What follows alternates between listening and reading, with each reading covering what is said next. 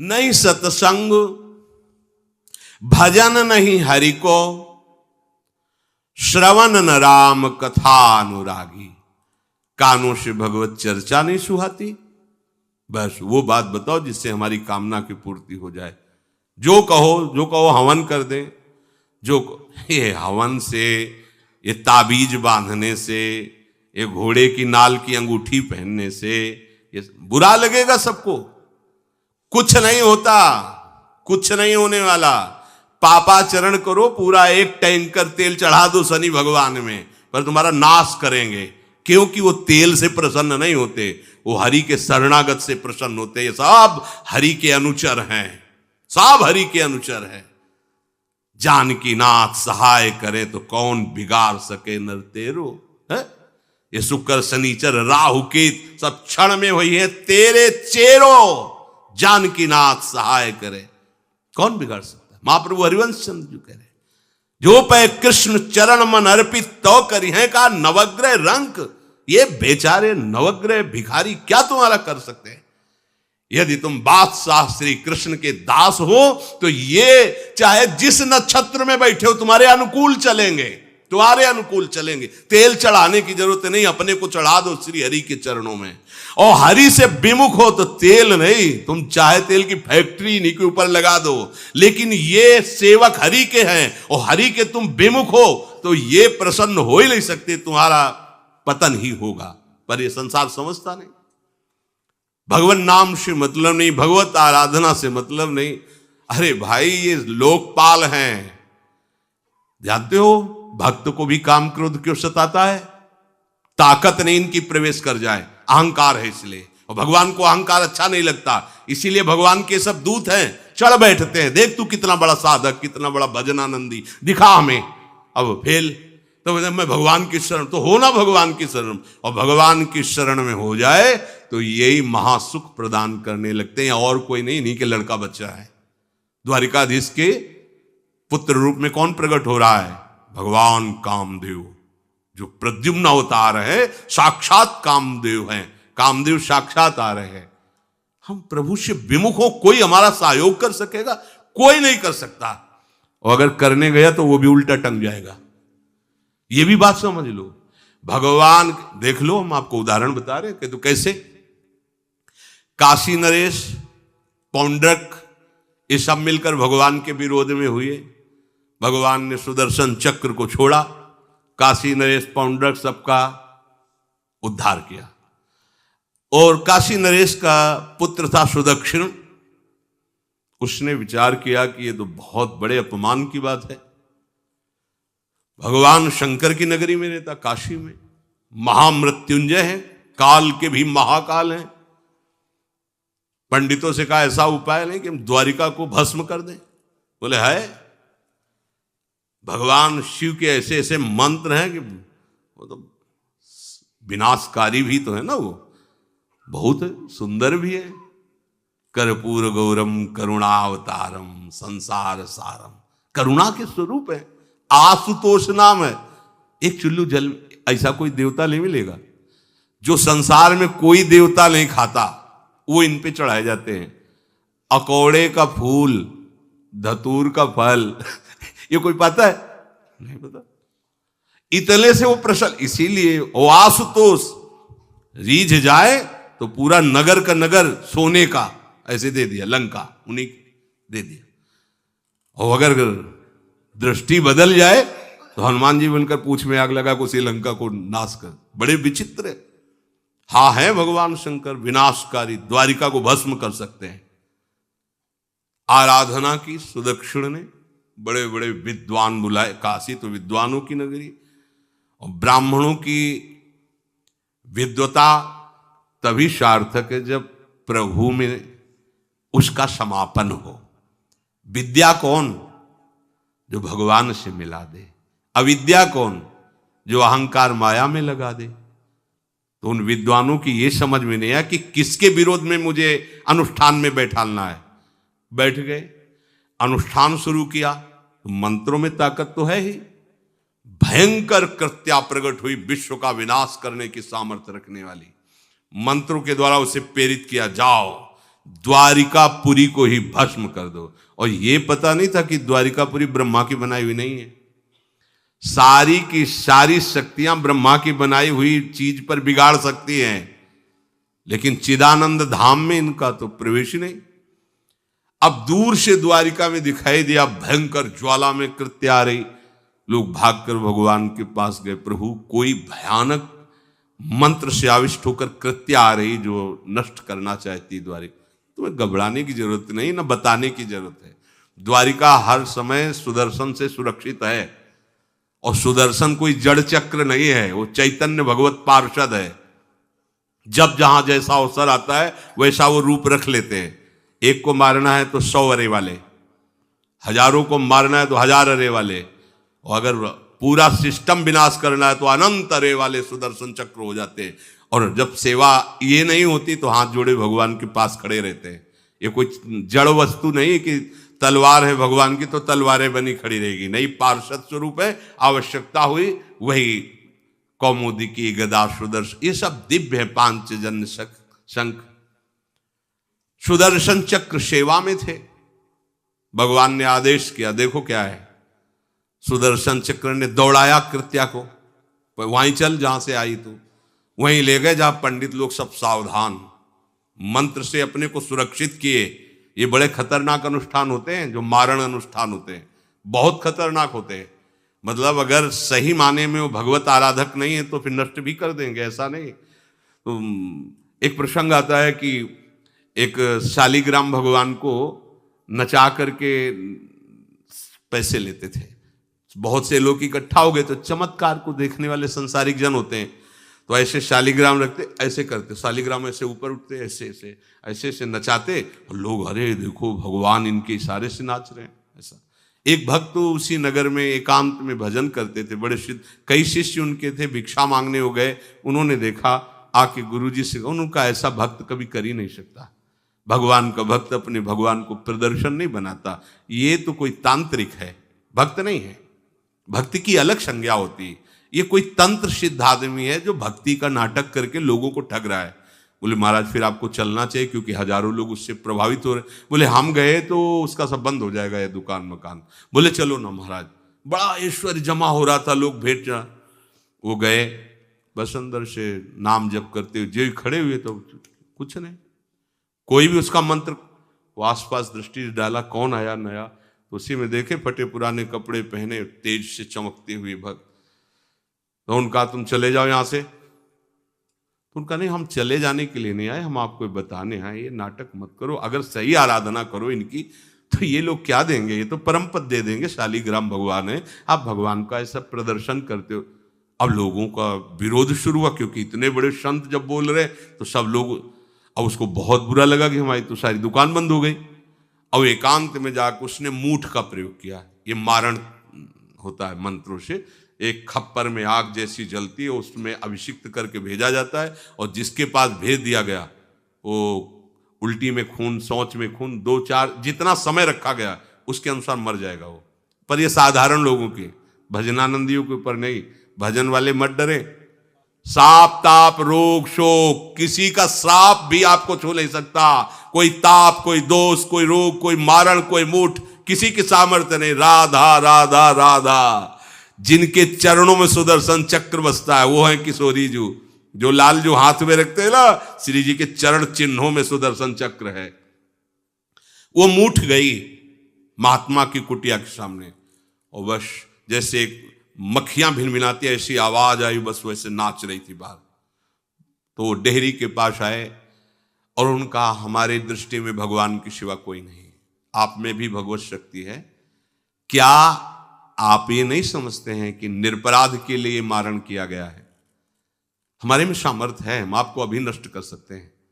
अरे भगवान के नाम में आप जाओ और उनको दंड दो। कोई मंत्र नहीं पड़े थे, मूठ वापस हुई, और मुंह से खून, शौच से उन्हीं के त्राहिमाम मच गया। फिर उनको लगा कि मुझे जाना चाहिए उसकी रक्षा के लिए। गए, भगवान नाम स्पर्श करते हुए ऐसे माथे पे हाथ, सब शांत हो गया। बोले अब अवसर हम दे रहे हैं, अब नाम जप कर लो, नाटक बंद करो। उस चरणों में गिरा, उसी दिन शिष्य बन गया। तो सुदर्शन चक्र ने कृत्या को नष्ट नहीं किया वहां द्वारिका में, दौड़ाया। जब काशी पहुंची, काशी भगवान विश्वनाथ जी के त्रिशूल में बसी हुई है और शिव की दृष्टि से सुरक्षित है। जो वहां श्रद्धापूर्वक वास करे उसका मोक्ष अनिवार्य है, तारक मंत्र देकर शिव करते हैं।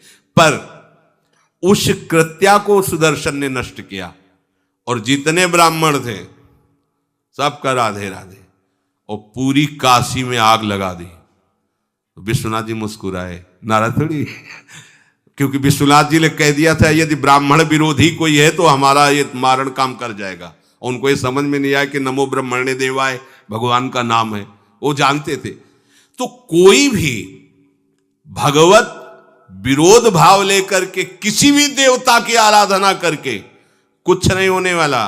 किसी भी देवता, एक तांत्रिक बहुत वो संतों को परेशान करता था, धर्म सम्राट स्वामी श्री करपात्री जी महाराज, ये बहुत पुरानी बात नहीं है। उन्होंने संतों ने आगे बताया कि बहुत अपमान कर देता है।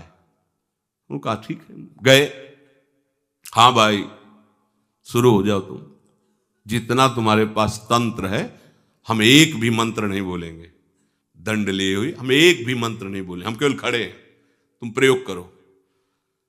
वो जो उसके तंत्र के प्रयोग, नारायण नारायण नारायण नारायण, कुछ नहीं बोले। अब हम प्रयोग करें तो उठा, साष्टांग दंडोत हुआ, बोले आप धर्म सम्राट करपात्री जी हैं क्या?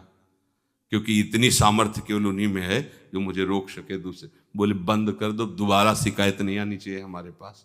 तंत्रों में बड़ी सामर्थ्य होती है, लेकिन भगवान में अनंत सामर्थ्य होती है, अनंत सामर्थ्य होती है। इसलिए हमें कभी भी प्रभु से विमुख होकर कोई भी देवता बचा लेगा ऐसा सोचना भी नहीं कि हम किसी की आराधना करके, ऐसा नहीं, वही आपको नष्ट कर देगा।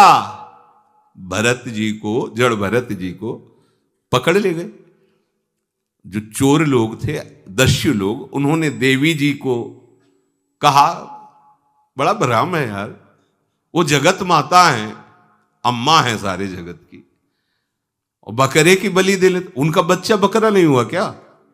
जब जगन माता है, जगदम्बा है, जगद अम्बा है वो, तो क्या ये छोटे छोटे जीवों को जो बलि देते हैं, क्या उनको ये पता नहीं कि ये उनकी अम्मा है? उनके सामने काट रहे हो, मां तो मुझसे प्रसन्न होगी। काट लो, अभी अवसर आएगा तब तुम्हें पता चलेगा। अब वो जो पकड़ के लाया गया था मनुष्य बलि के लिए, तो वो दस्युराज, एक बाजार सी लगी थी, उत्सव मनाया गया, उसे कहा गया था जो मनावे सो खाओ। तो जहां जाता अच्छे अच्छे पदार्थ खाता। तो दुकान वाले ने खा ले, थोड़ी देर बाद गड़ासा चले गए। बोले क्यों? तो बोले तुम्हें पता नहीं क्या? बोले नहीं। बोले बलि के लिए लाए गए हो। अब तो जलेबी मुंह की मुंह में रह गई कि इसके बाद गड़ासा चले। आसपास देखा तो रक्षक इधर उधर थे, भाग लिया। अब रक्षकों ने देखा कि वो तो है ही नहीं। अब उनको बड़ा भय लगा। अब वहां कोई फोटो थोड़ी खींची गई थी कि बलि किसकी चढ़ानी है। अब वो भागे। महाराज बैठे थे पद्मासन में, जड़ भरत जी ब्रह्माकार वृत्ति, इन्हीं को पकड़ ले गए। बढ़िया तगड़ा तंदुरुस्त है। और दस्युराज ने कहा बलि का जो वो लाया गया, वो हाँ महाराज, अष्ट देख के प्रसन्न हो गया। तेजो में हष्ट पुष्ट ब्रह्माकार वृत्ति इनकी। बोले स्नान करवाओ। सालों से स्नान नहीं हुआ तो को उपटन लगा के स्नान कराया। खीर पुआ रबड़ी रसगुल्ला सामने भोग लगाओ, दबा के खूब खीर पूड़ी रबड़ी पाई। अब वो तो भगवान के प्रेमी भक्त हैं, ब्रह्माकार स्वरूप है, अपने स्वरूप में स्थित है। इसके बाद तिलक लगाया। बोले गर्दन झुका।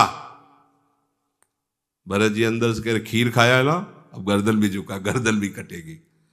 भक्त की गर्दन यदि श्रद्धा से झुके तो ठीक, अगर जबरदस्ती से झुका दिया तो तुम झुकाने लायक नहीं रह जाओगे, भी ध्यान रखना। क्योंकि ये गर्दन अब गर्दन नहीं, ये किसी और की शान बन चुकी है। भक्त की गर्दन किसी की शान है और वो उनकी शान है जो सबकी जान है। देवी जी की मूर्ति में आग लग गई, दाह शक्ति पैदा हो गई। जे ही जड़ भरत जी का शरीर ऐसे किया, फाड़ करके मूर्ति भद्रकाली प्रकट हो गई। और जो गड़ासा काटने उसी को उठाया, काट काट के उन्हें दस्युराज से लेकर समस्त सांप को काट करके खून की होली खेल दी। भरत जी ने देखा जब कोई काटने वाला नहीं है तो बोले ठीक है अब चलो पचाने के लिए टहलते हैं, थोड़ा खीर पुआ खाया, चल दिए, कोई रोक। देवी जी से एक बार भी लिखा कि मां बड़ी कृपा है। जो भगवान का भक्त है वो दूसरे की कृपा भी नहीं मना सकता। नहीं, एक बार भी मुड़कर ऐसा प्रसंग नहीं आया कि देवी जी के देखो बड़ी रक्षा कर, कुछ नहीं। प्राण जाने पर कोई भय नहीं, रक्षा होने पर किसी की स्तुति नहीं, अपने मंगल विधान। हरि आश्रय, सत्संग हरि आश्रय देता है, बहुत बड़ा बल हरि है, मान लो। एक दिन आपसे कह रहे थे कि जब आपने देखा नहीं उनको, उनसे बात नहीं हुई और आप उनके जनों से बात सुनकर उनकी तरफ चल पड़े, इस बात से हरि आपके ऋणी हो जाते हैं। भगवान इसी बात से ऋणी हो जाते हैं।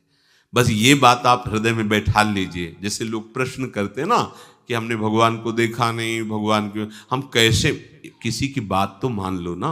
आप मान लो, वो तो आपके अंदर भी बैठे हुए हैं, वो आपको इतना प्यार देने लगेंगे। जहां कोई सहायक नहीं होगा वहां हरि आपको दिखाई देंगे, देख लेना। बिगड़ी ऐसे क्षण में बन जाती है, ऐसा लगता है गला कटा तो वो तलवार गले तक आएगी, हार बनकर सुगंधित फूल बन जाएगी, पर गले तक आने आने तक तुम्हारी निष्ठा देखी जाएगी। नहीं नहीं, बस मेरे हरि का यही विधान, वो आते आते हार बन जाएगी, वो तलवार तुम्हारा गला नहीं काट पाएगी, क्योंकि गले में हरि नाम चल रहा है।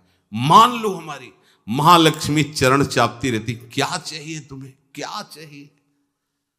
आप सच्ची मानिए, क्या मतलब कितनी मलिनता छा गई। हम इसको मार देंगे तो 2 लाख रुपए मिल जाएंगे, ये कर देंगे तो, अरे भैया अगर तू हरि नाम जपेगा तो इसकी कीमत नहीं है, कीमत नहीं, अमूल्य वस्तु है। इसके ब्याज में तू कुबेर बन सकता है, मूल तो कभी खत्म होता ही नहीं है, ब्याज में तू ब्रह्मा बन सकता है। बनना तो चाहे, भक्तजन तो कहते हैं नहीं चाहिए मुझे ब्रह्मा का पद, परमेष्ठी पद, नहीं चाहिए सम्राट पद, नहीं चाहिए योग की सिद्धियां, मुझे प्रभु आपकी दास्ता चाहिए। ये बात कितना महासुख होगा उस भक्त को जो इन बातों को कह रहा है, नहीं चाहिए मुझे मोक्ष सुख नहीं चाहिए। वो ऐसे थोड़ी कह रहा है, श्रद्धा से नहीं कह रहा, अनुभूति से कह रहा है, मुझे नहीं चाहिए ये सब, इनमें वो सुख नहीं है जो आपके चरणों के समीप रहने में सुख है।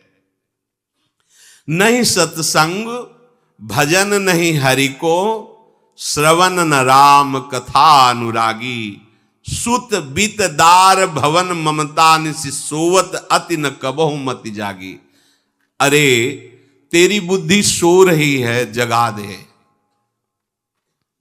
पुत्र में, रुपया में, स्त्री में, मकान में, इसमें सबकी ममता होती है, सबकी, जितने सृष्टि में पैदा हुए, केवल सत्संगी की नहीं होती।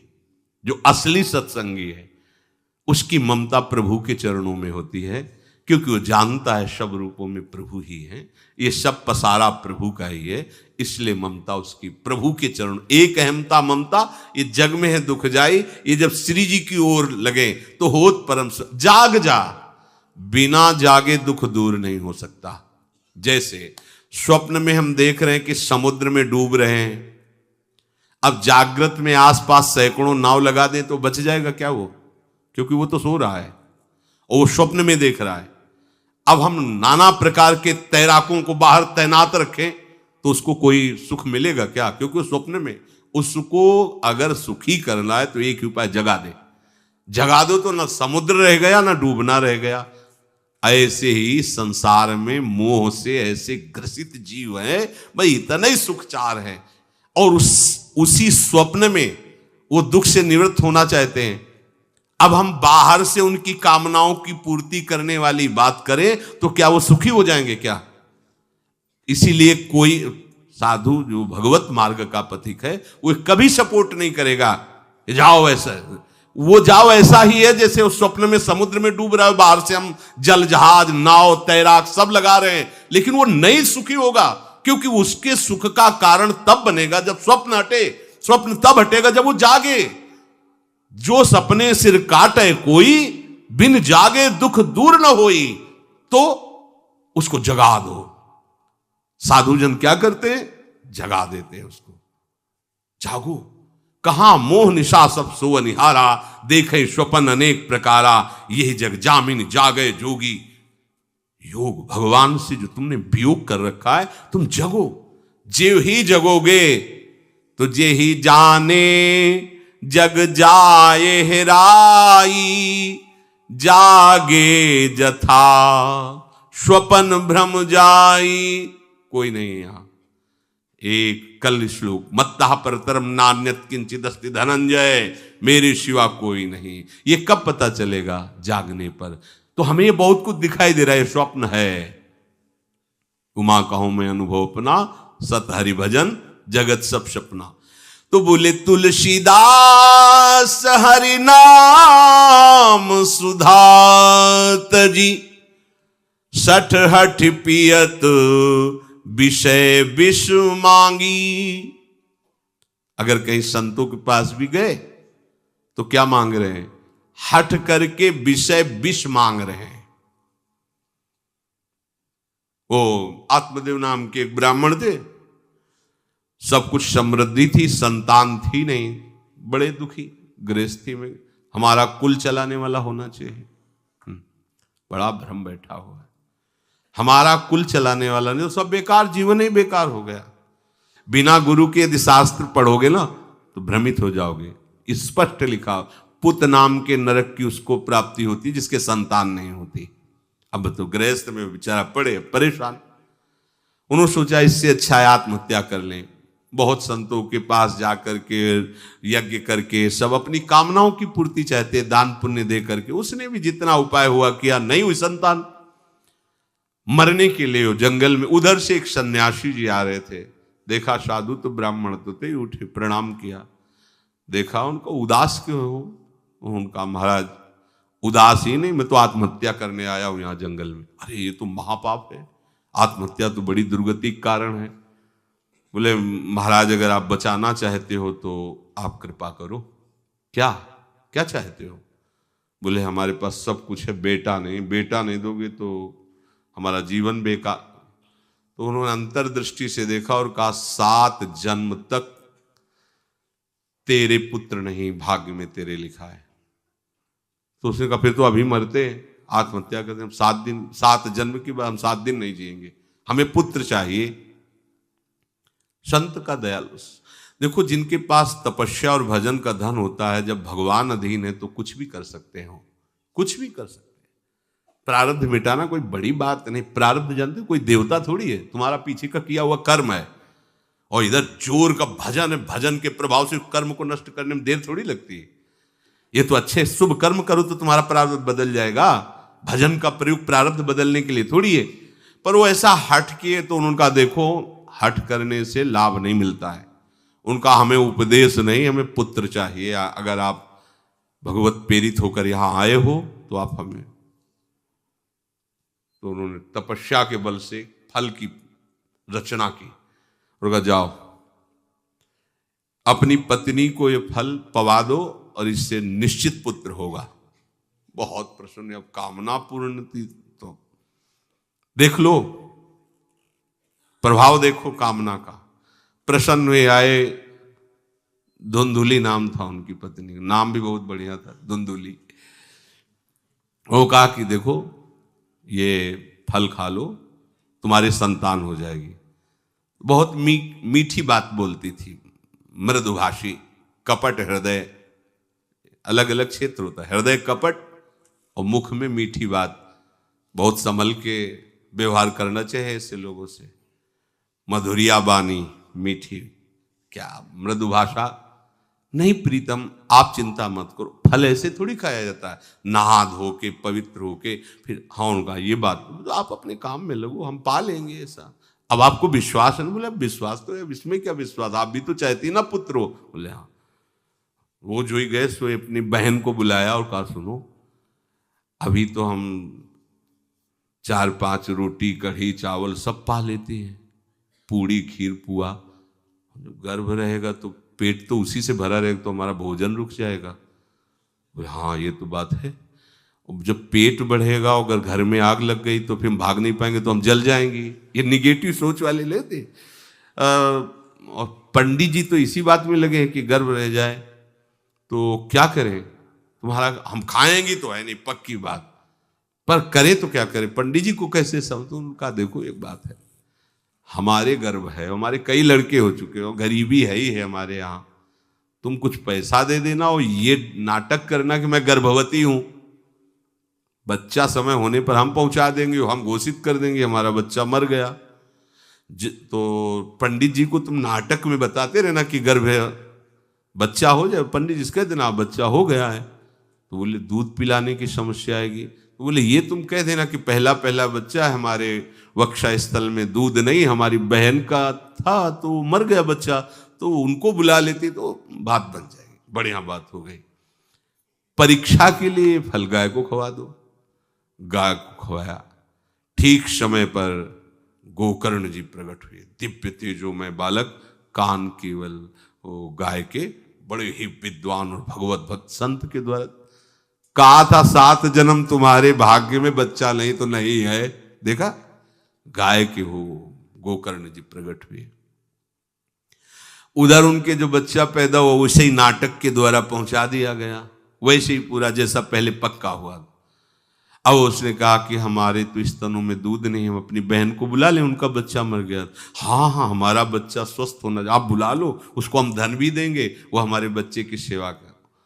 अपने नाम से जोड़ करके उसका नाम रखा धुंधकारी, धुंधुली और धुंधकारी, अज्ञान का साक्षात स्वरूप।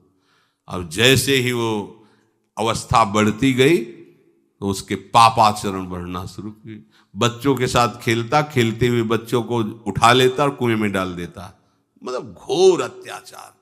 गोकर्ण जी हर समय भजन साधन शास्त्र स्वाध्याय, जब और बड़ा हुआ तो माता जी को अपने डंडों से रोज पूजन करता, पिताजी को गाली लात थप्पड़, पिताजी तो रो पड़े।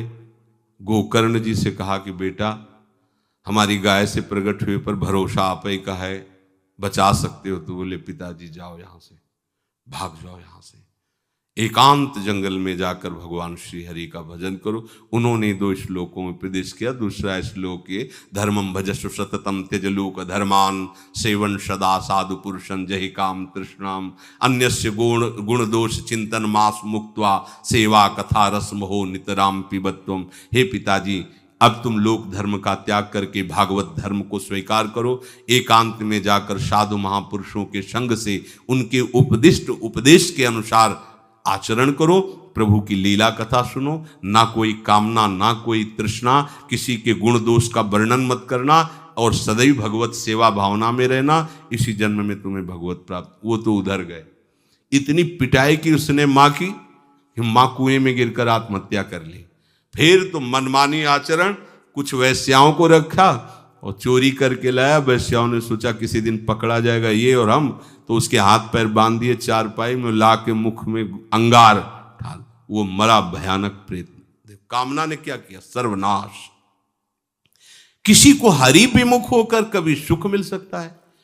आप संतों के पास जाइए, अपनी कामना रखिए। हम ये नहीं कहते कि कामना तुम त्याग पाओगे, कामना रखिए, भगवान के पास जाइए, अपनी कामना रखिए, क्योंकि आप कामना से युक्त हैं। पर छूट इतनी दे दीजिए कि जिसमें हमारा मंगल हो वो करना। जैसे नारद जी भगवान से अपनी कामना रखते हैं कि हमारा ब्याह करवा दीजिए, और बाद में एक छूट दे देते हैं कि जेहि विधि होए नाथ हित मोरा। तो हरि को अच्छा लगेगा, गुरुजनों को अच्छा लगेगा कि इस कामना से इसका कोई जीवन बाधित नहीं होगा, वो पूर्ण भी कर देंगे। और अगर लगा कि इसका पतन हो जाएगा तो आप रोते रोते भी कामना की पूर्ति नहीं करेंगे। उत्तम बात तो ये है कि कामना हरि की प्राप्ति की करो, वो सर्व सुख स्वरूप है। किसी का अन्य आश्रय अन्य बल ना लेते हुए अपने श्यामा श्याम के चरणों का आश्रय लेकर निरंतर भजन करो तो ये अनुभव हो जाएगा कि सुख किसे कहते हैं। अभी तुम्हें परिचय ही नहीं मिला, सुख किसे कहते हैं। सुख सच्चिदानंद है, सुख एक रस है, सुख अविनाशी है। वो सुख सदैव बढ़ता रहता है, घटता कभी नहीं। एक रस होते हुए भी प्रतिक्षण वर्धमानम है, कभी कभी अंत नहीं होता इस सुख का। ऐसे अनंत सुख के लिए हमें मनुष्य जन्म मिला है। प्यारे इसे मत खोइए, हर समय राधा राधा राधा राधा राधा, और किसी को दुख मत दीजिए, कोई गंदा नशा मत कीजिए, कोई गंदे आचरण मत कीजिए, गंदा भोजन मत कीजिए जिससे अन्य जीवों को कष्ट हो, ऐसा कोई भोजन स्वीकार मत करो। इसी जन्म में आप देख लेना, इसी जन्म में आपको वो वस्तु मिल जाएगी, निहाल हो जाओ। हम किसी पक्षपात की बात नहीं करते। अगर इस छाती को बचपन से अभी तक ऐसा, तो हम कह देते कि भाई आगे कुछ भी हो, कोई भी हमारी गलती हो, हम ये मान सकते हैं, पर हमें ये पता चला कि बचपन से आज तक जलता ही रहा, कभी शांति नहीं मिली, भागता ही रहा पर कभी विश्राम नहीं मिला। पर हम ये आपको कह रहे हैं कि जैसा प्यार प्रभु वैसा अन्यत्र कहीं कभी कहीं नहीं मिला, और प्रभु के प्यार का मूर्तिमान स्वरूप हमारी प्यारी जू, निहाल कर दिया प्रभु ने प्यारी जू के चरणों का आश्रय और उनका परिचय देकर। पूछो बस, यहां वाणी मौन हो जाती है, प्यारी जू तो प्यारी जू, और हम ही नहीं, आप सब महाभाग्यशाली है। वृंदावन आए, राधा किशोरी जू के घर में आए और उनकी चर्चा सुन रहे, उनके सिद्धांत सुन रहे, कहीं ना कहीं आपके अंदर उनकी तरफ बढ़ने की इच्छा भी है। ये बहुत बड़ी बात है। बस इस इच्छा को, इस आशा को इतना बढ़ा लो कि कोई इच्छा न रह जाए, कोई आशा न रह जाए, हर समय निरंतर नाम